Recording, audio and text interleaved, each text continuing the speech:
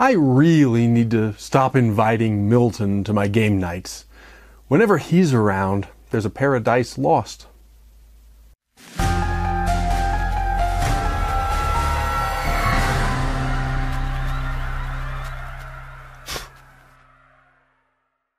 Well, it's a bit late, and for that I apologize. I'm still working on getting caught up. The Halloween season, being my busiest season of the year, isn't really helping, but I'm still making some progress. But the important thing is that I'm here and ready to go with another monthly book review, this time of everything I read in September of 2024. Those of you who've been around for a while know the drill by now. Every month I review all the books I've been reading over the previous month. For those of you who might be new, welcome to the Nut House. The important thing here is that we're going to spend some time talking about books. These books in particular. This is, of course, a horror channel, so my reviews are, of course, horror heavy, but I'm also an eclectic kind of nerd, so you'll see a good variety of different things among my reading. As always, if any of these books happens to catch your eye, I'll have purchase links for you down in the What's It. You can use those links to get yourself some great books, support some great authors, and support my work on this channel by using my links. It's very much appreciated, as are all of the likes, subscriptions, shares, rings of the bell, and all of those other YouTube-y kinds of things. But without further ado, we've got to talk about the books, and I really do have an eclectic lineup for y'all this month. First up, I'm going to start with my very favorite of the books for this month, my own. Of course, September was not the first time I read this. I wrote it and then read it and reread it and reread it again and again and again and again, but since it came out in September, it gets put in this month's list. Of course, I'm talking about this Case Files of the Rocky Mountain Paranormal Research Society, Volume 2. Volume 1 came out a year ago, and this is Volume 2, which I co-wrote with Brian Bonner, also of the Rocky Mountain Paranormal Research Society. Because it's my own book, I really shouldn't review it, and I've made a whole video going through the table of contents in some degree of detail, so you can check that out for some more information. But I really am excited about this one, and I think you're all hopefully going to really like it. And because that one is my own book, I can hook you up with autographed copies if you like over at polymathpress.com. I think this is the perfect book for horror nerds, science nerds, and history nerds. I happen to be all three of those things. And though it certainly looks like a regional book, it says Rocky Mountain right in the title, it's not just for Colorado people. Yes, the cases are mostly from my neck of the woods, but actually not entirely. We got as far as South Dakota in this volume. But even when it is Colorado-centric, as many of the chapters are, it's really not about the region. It's about great ghost stories, alien stories, and of course some history and science layered over the top of everything. It debuted just about a month ago this point at the Colorado Festival of Horror, one of my favorite conventions, and we've also been touring it around local historic societies and libraries and festivals, so some reviews are starting to come in, and I'm really looking forward to hearing what everyone thinks of it. I'm quite proud of this one. But we're not here for me to plug my own book, as desperate as I am for more sales. We're here for the other books I've been reading. And admittedly, they're fewer in number this month than sometimes, fewer than I try to get through. But that's both because I've been busy reading through probably a few hundred manuscripts for my publishing house over the last month or so, and because some of these books are fairly dense and just took me a little bit longer than usual to get through. Speaking of dense, the next one on our list is Adam Smith's Wealth of Nations. Of course, the classic work of economics. It's difficult for me to review this kind of a book. On the one hand, this is one of the most important books ever written. If you want to understand, honestly, pretty much anything about economics, understanding Adam Smith is, if not essential, I would say the closest thing to essential that any book could be.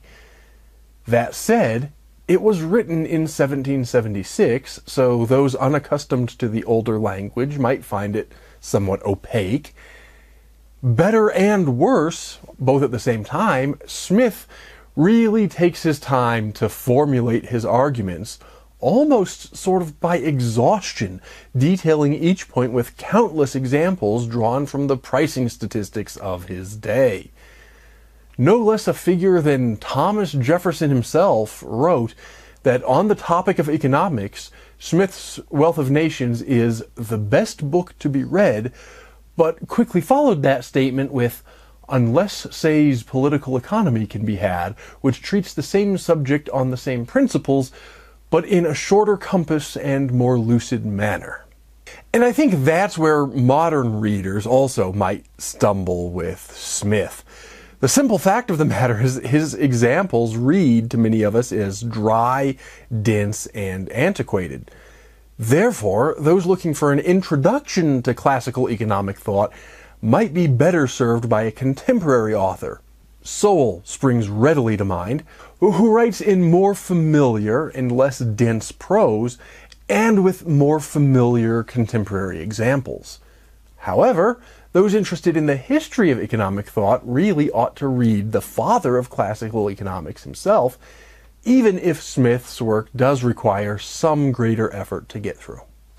And I suppose, while we're on the topic of dense books, let's talk about another famously dense, I would say, intellectual work.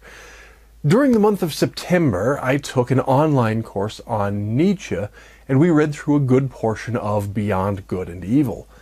But the edition I purchased was this Basic Writings of Nche that includes not only that book, but several other of his works. And never one to leave a book unfinished, I read the rest of it as well. And, well, dense really is the right word.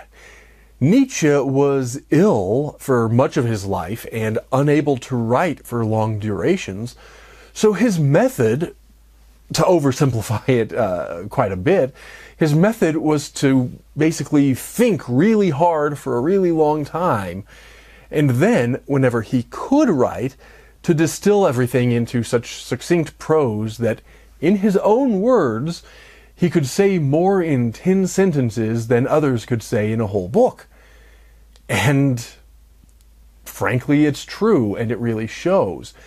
Nche isn't for the faint of heart, but his thinking can really take your mind apart in a productive way.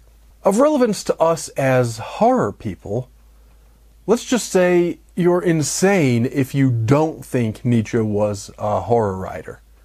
Of course he was. Yes, he's shelved in the NonFiction section under philosophy, and no, not everything he wrote was horrific.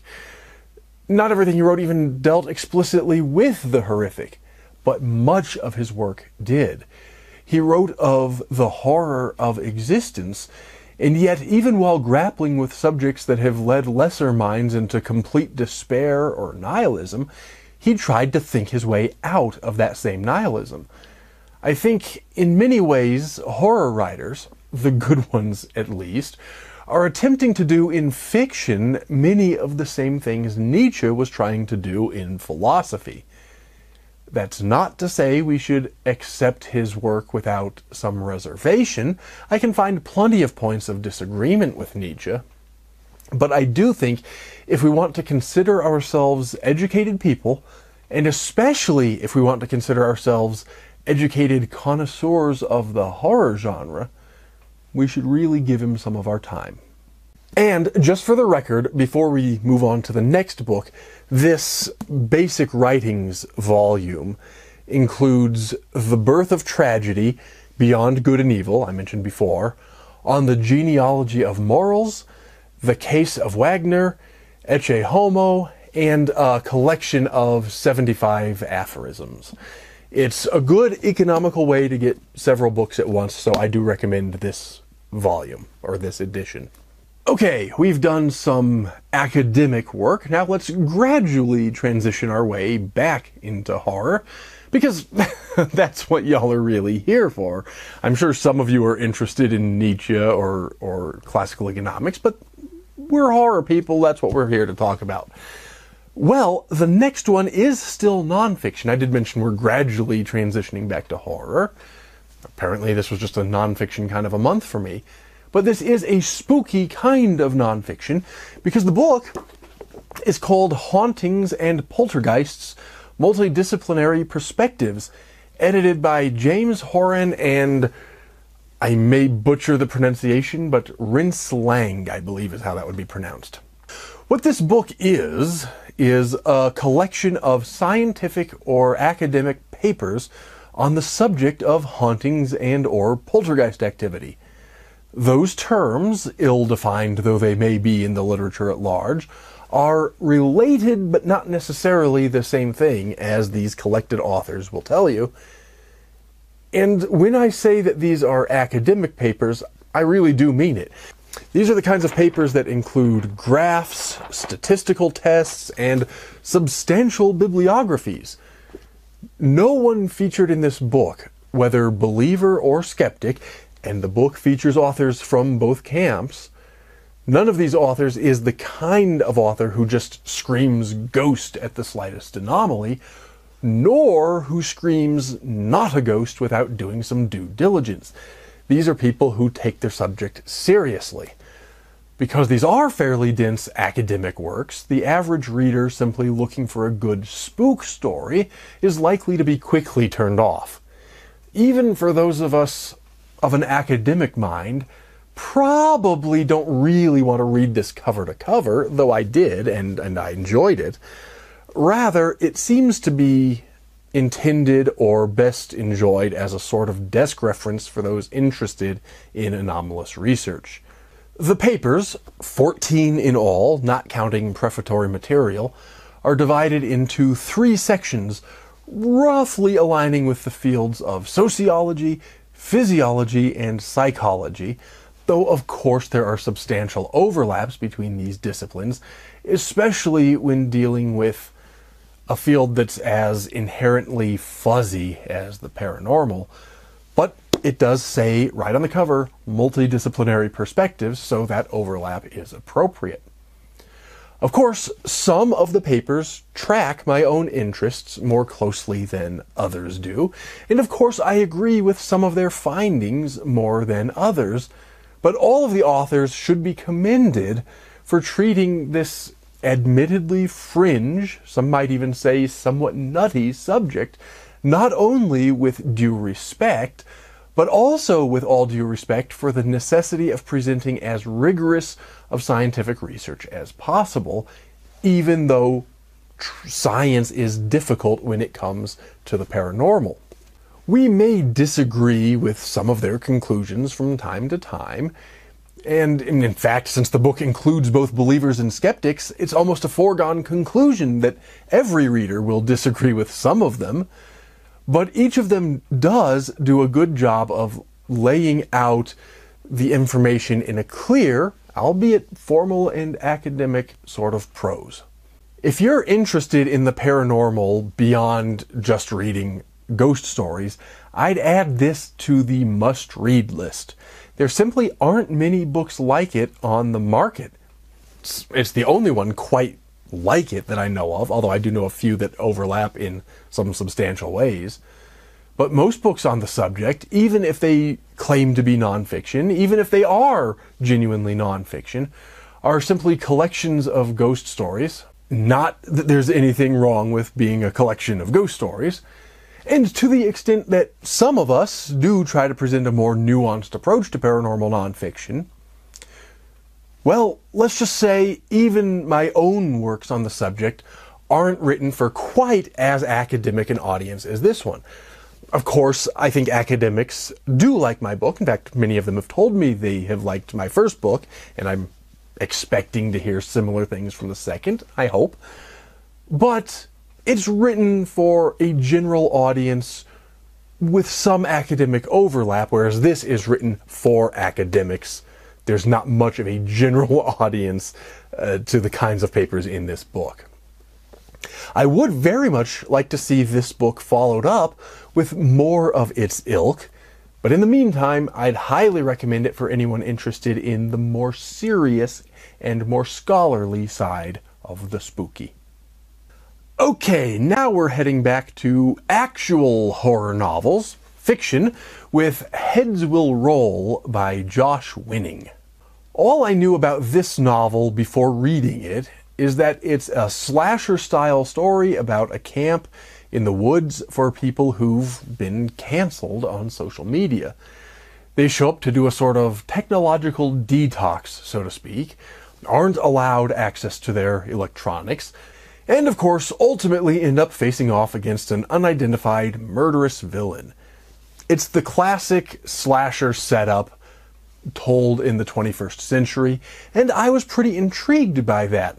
I liked the way the author managed to get rid of all the cell phones in the first act by just banning people from having them, thus simply but effectively solving one of the great impediments to effective horror in our increasingly interconnected digital world. And I was cautiously optimistic about the quote-unquote cancel culture subplot within this book. Politics in horror has a long history, of course, but far too many recent works have been little more than ham-fisted propaganda masquerading as a horror novel. I won't name names here, but people on either side of the political aisle won't struggle to think of examples.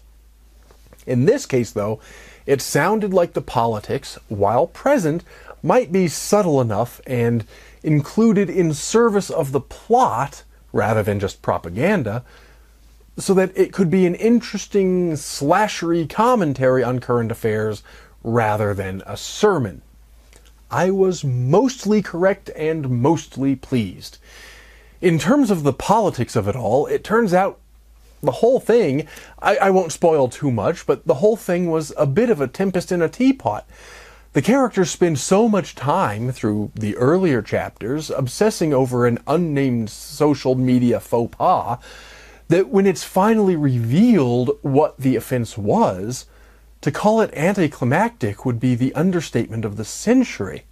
Perhaps that, in and of itself, is a kind of political, what would you say, meta-commentary on how we obsess over the inconsequential things that happen on our smartphone screens.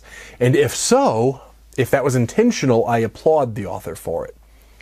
But within the novel's world, it just fell a little flat for me and left me wondering how I should take characters seriously who themselves took this particular issue so seriously. But on the other side of the novel, we have this slasher plot, and therein lies the book's charm. Is it original? Not particularly. It follows much the same formula as, honestly, too many slasher novels and movies already have. There are some twists and turns and surprises, but none of them seem out of place or particularly different from what we've come to expect out of the subgenre.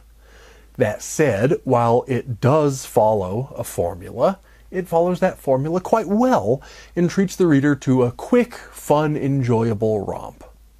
Next up is undoubtedly the scariest one I read all month, though it brings us back into the world of nonfiction, I'm afraid. I did warn you that I was just in that kind of mood this month, so we're nonfiction heavy.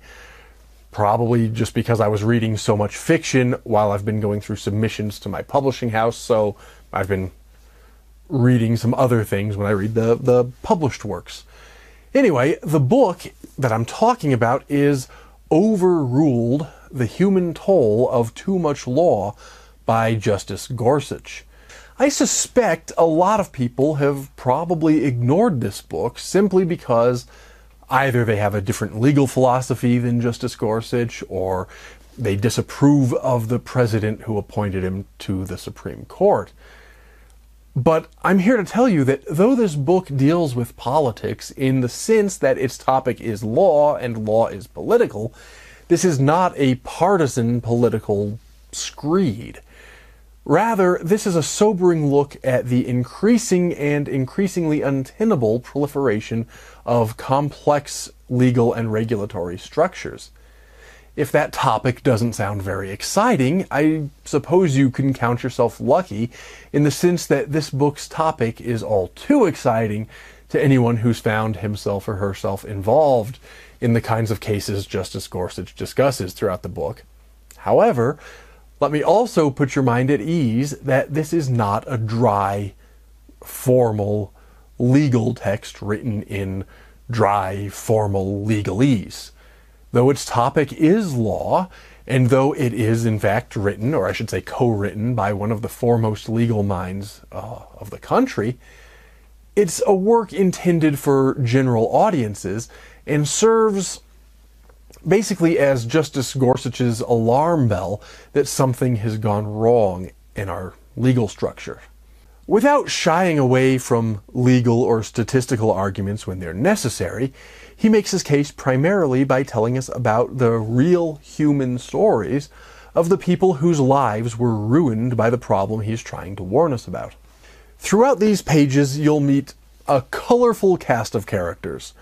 One that particularly stands out in my mind, as a magician myself, was in fact a magician who found himself in a costly regulatory battle against the federal government over a rabbit that he wanted to use in his magic show.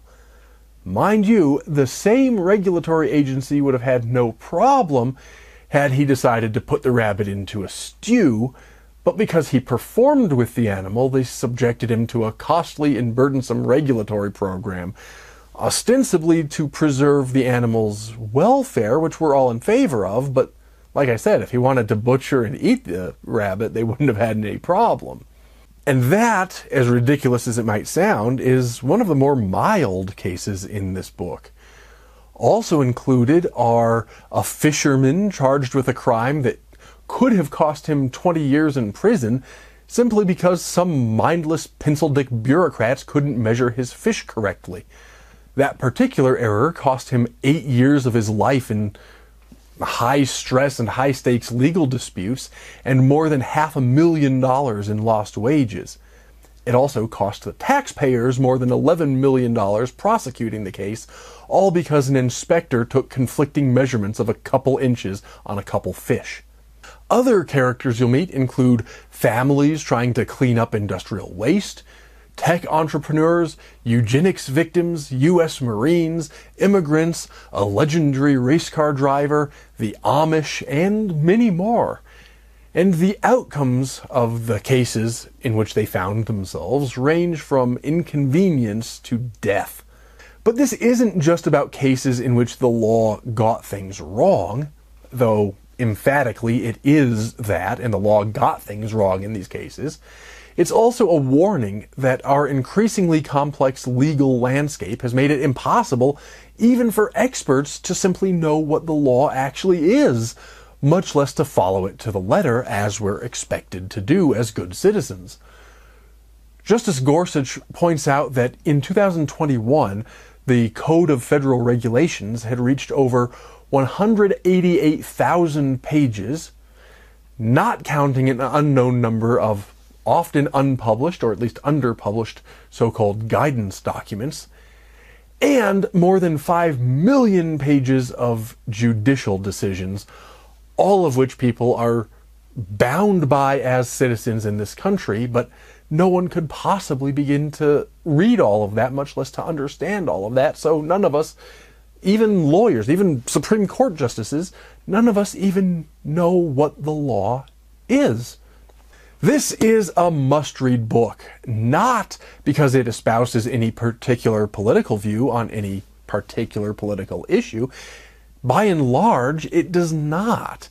And I think that's actually one of its strengths, is that I think, though the author is a somewhat political figure, I think this could appeal equally to people who like his thought and his politics, and people who emphatically disagree with him on many issues.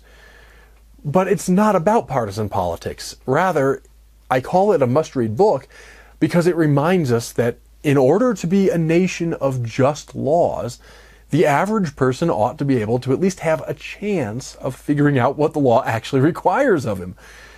Justice Gorsuch clearly demonstrates that this is no longer the case. I do take some issue with his rather pessimistic proclamation in the book that there's relatively little he can do about it from his position as a judge. I would argue that the Supreme Court assuredly can do more to address this problem, and they should. However, he's also entirely correct that they alone cannot solve the problem. That will require the efforts of all three branches of government, horizontally, as well as what we could call a vertical effort ranging from federal officials to state and local officials all the way down or up, depending on your perspective, to the people ourselves.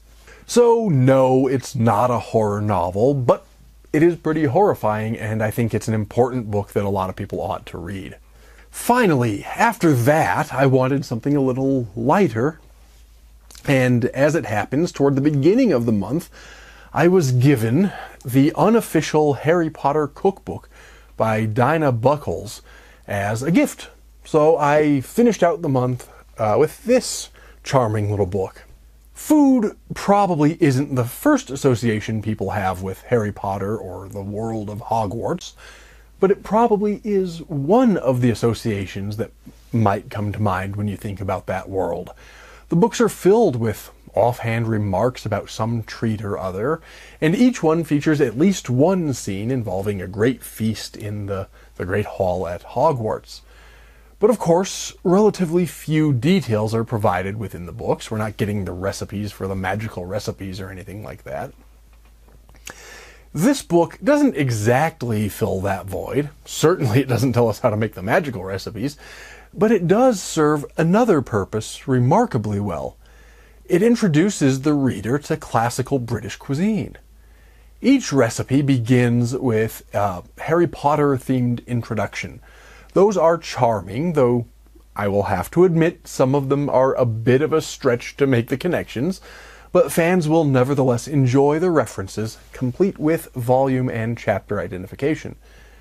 What I personally found even more impressive was that the author took the time not only to present those Harry Potter connections, but to present a short, 1 or 2 paragraph real-world history of each dish.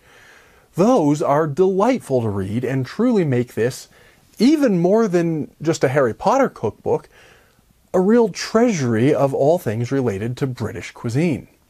And the recipes themselves are pretty good.